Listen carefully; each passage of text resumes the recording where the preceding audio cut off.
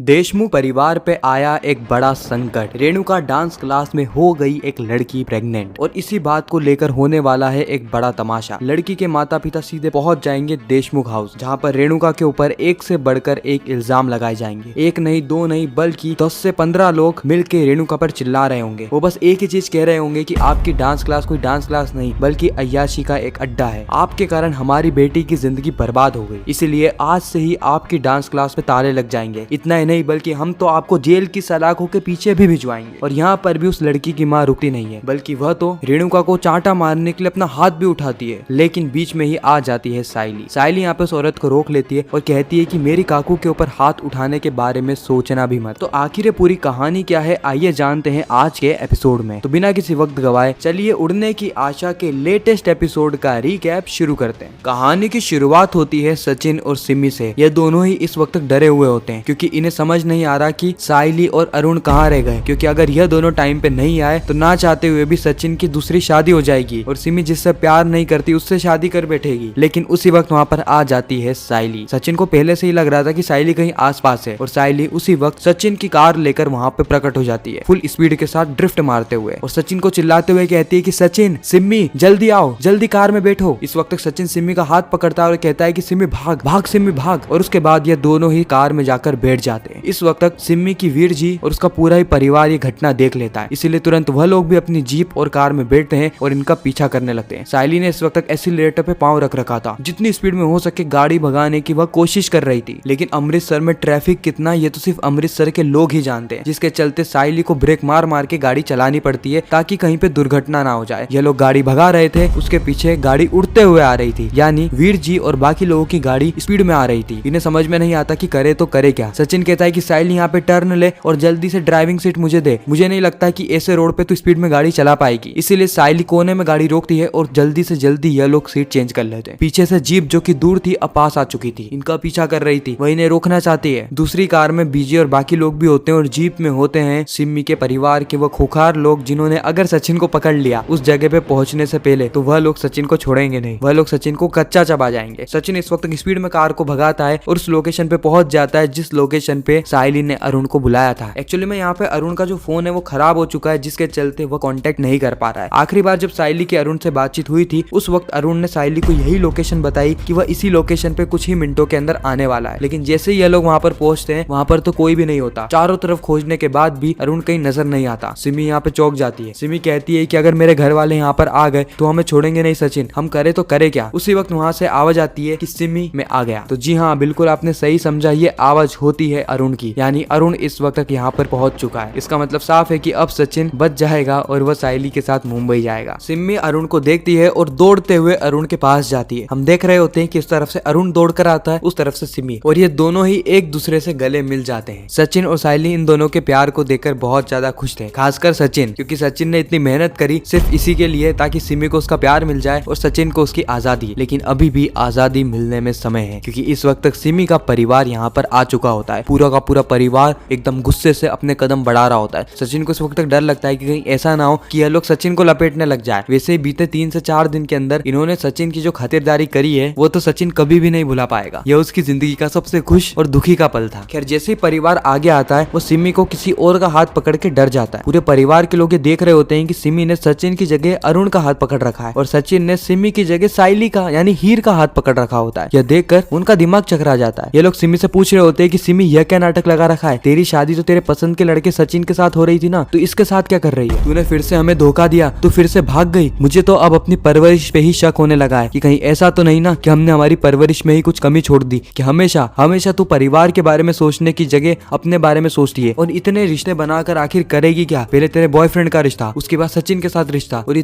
तीसरा कौन है। इस वक्त तक वहाँ पर बीजी भी आ जाती है। बीजी गुस्से में कहती है कि सिमी, तूने क्या पूरे परिवार को बदनाम करने का ठेका ले रखा है। हमने तुझ पे कितना भरोसा किया और तू जिससे प्यार करती थी उसकी कितनी अच्छे से खातिरदारी करी, लेकिन उसके बाद भी तूने परिवार के साथ रहने की जगह परिवार को छोड़कर भागने का निर्णय लिया। इतना कहकर बीजी जोरदार चांटा लगाती है सिमी को, और बस उसी के बाद सिमी सच बताना शुरू करती है कि जो उसका पहले वाला बॉयफ्रेंड था वो और कोई नहीं बल्कि अरुण था। लेकिन जब उसने अपने घर वालों से अरुण से मिलने को कहा तो घर वालों ने साफ मना कर दिया। इस चीज को लेकर सिमी ने निर्णय लिया कि वह और अरुण भागकर शादी करेंगे, इसलिए उस दिन ये दोनों भाग गए थे। लेकिन पूरे परिवार को ये भनक लग चुकी थी कि सिमी भागने वाली है, इसलिए जैसे ही सिमी भागी वैसे ही सभी लोग उसका पीछा करने लगे और बीच में सचिन आ गया और सचिन इस पूरे ही मामले में बेचारा घसीटा गया। वो सचिन से प्यार नहीं करती बल्कि सचिन तो किसी और से प्यार करता है। किसी और से क्या, उसकी तो शादी तक हो चुकी है। सचिन यहाँ पे बताता है कि उसकी बाई को है साइली और यह बात सुनने के बाद सभी लोग चौंक जाते हैं। किसी को भी सिमी की बातों पे भरोसा नहीं हो रहा होता है क्योंकि इसने एक नहीं दो नहीं बल्कि कई बार झूठ बोले। लेकिन इस बार सिमी सच बोल रही थी। इस बार अरुण भी सभी के सामने माफी मांगता है कि जो कुछ भी हुआ सही नहीं हुआ, लेकिन उसमें उसकी भी कोई गलती नहीं है क्योंकि पूरा परिवार वाले उसकी बात सुनने को तैयार ही नहीं थे, उससे मिलने को तैयार नहीं थे। लेकिन आखिर में अरुण को एहसास होता है कि उसने बहुत गलत कदम उठाया था भागकर शादी करने का, क्योंकि यह परिवार सिमी से इतना प्यार करता है कि वो अरुण को एक्सेप्ट कर ही लेता। इसके बाद हम देखते हैं कि हंसी खुशी पूरा ही परिवार अरुण को एक्सेप्ट कर लेता है और सचिन को यहाँ पर आजाद कर दिया जाता है। सचिन यहाँ पे साइली के साथ सबसे पहले तो अमृतसर घूमता है और उसके बाद वहाँ से सीधे निकल पड़ता है मुंबई के लिए। मुंबई हमारी जान, आमची मुंबई। और फिर से वही सचिन, साइली और पूरे देशमुख परिवार की दिनचर्या हमें आने वाले एपिसोड्स में बताई जाएगी, जहाँ पे एक बहुत ही इंटरेस्टिंग ट्विस्ट हमें देखने को मिलने वाला है। अब वो क्या रहेगा, ये सारी चीजें आपको जानने को मिलेगी आने वाले एपिसोड में। बाकी आपको यह वीडियो कैसी लगी कमेंट सेक्शन में जरूर बताना। मैं मिलता हूँ किसी नेक्स्ट इंटरेस्टिंग वीडियो में, जब तक के लिए गुड बाय।